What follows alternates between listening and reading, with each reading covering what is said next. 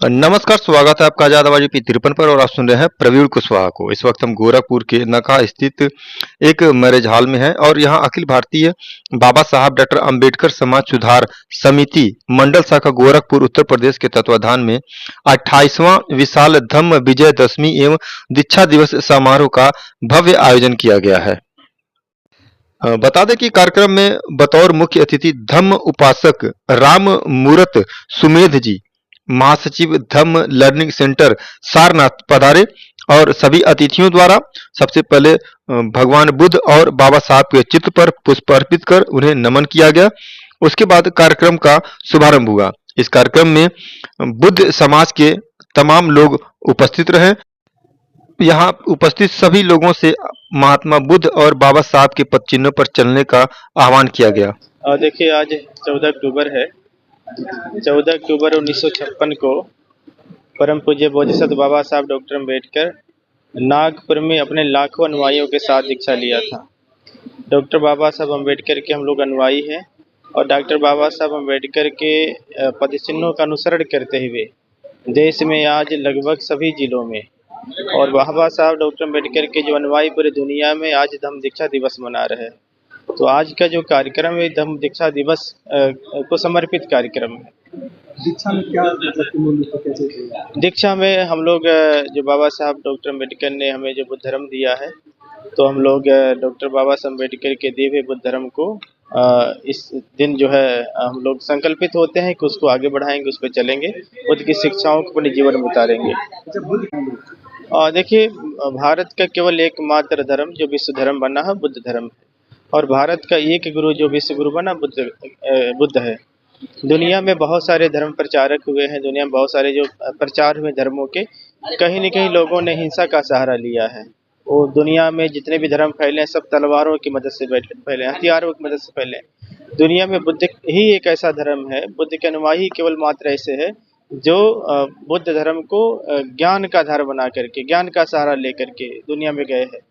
तो हमारा जो आइडियोलॉजी है वो अहिंसात्मक आइडियोलॉजी है और अहिंसा से ही पूरी दुनिया को हम लोग एक बेहतर संदेश दे सकते हैं।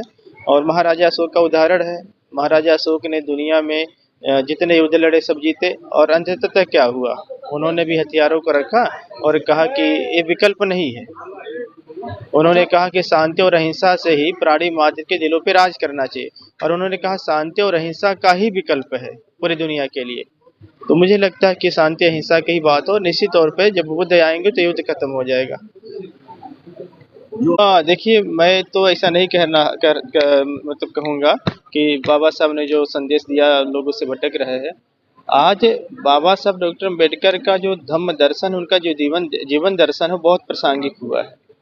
बाबा साहब का समता का संदेश, बाबा साहब का स्वतंत्रता का संदेश, बाबा साहब के न्याय का संदेश, बाबा साहब के बंधुत्व भाव का संदेश, उसी की तो जरूरत है। और डॉक्टर बाबा साहब अम्बेडकर के सिद्धांतों को भुलाने का मतलब देश को मर जाना है। आज जो देश में समता स्थापित हो रही है, जो देश आगे बढ़ रहा है, वो तो बाबा साहब डॉक्टर अम्बेडकर के संविधान की वजह से बढ़ रहा है, संवैधानिक मूल्यों की वजह से बढ़ रहा है। अगर संवैधानिक मूल्य मतलब बाबा साहब अम्बेडकर बात खत्म होने का मतलब है भारत का संविधान खत्म हो जाना। और भारत का जिस दिन संविधान खत्म हो जाएगा, भारत में फिर वही वर्ण व्यवस्था, जाति व्यवस्था, तो जातिवादी लोग कहाँ देश को आगे ले जा पाएंगे, वर्ण व्यवस्था लोग कहाँ आगे ले जा पाएंगे। तो जातिवादी आदमी जो सांप्रदायिक आदमी होता है उसमें न्यायिक चरित्र नहीं होता है। तो जो देश में अगर देश का उद्धार करना, देश का विकास करना है तो जातिवाद और वर्ण व्यवस्था को छोड़ना पड़ेगा। तो डॉक्टर बाबा साहब अम्बेडकर का जो सिद्धांत उसको आगे लाना पड़ेगा। तो बाबा साहब का सिद्धांत तो जन जन में व्याप्त है और वो लोग उसको भुला भी नहीं पाएंगे, मजबूरी है, किसी की भी मजबूरी है।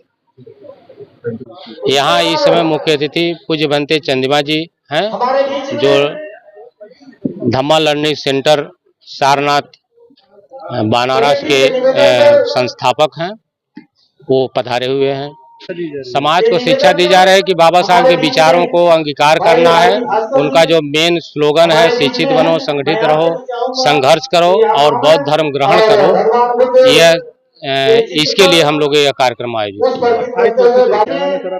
मैं ध्रुव राम बौद्ध, एडवोकेट, समिति का अखिल भारतीय बाबा साहब डॉक्टर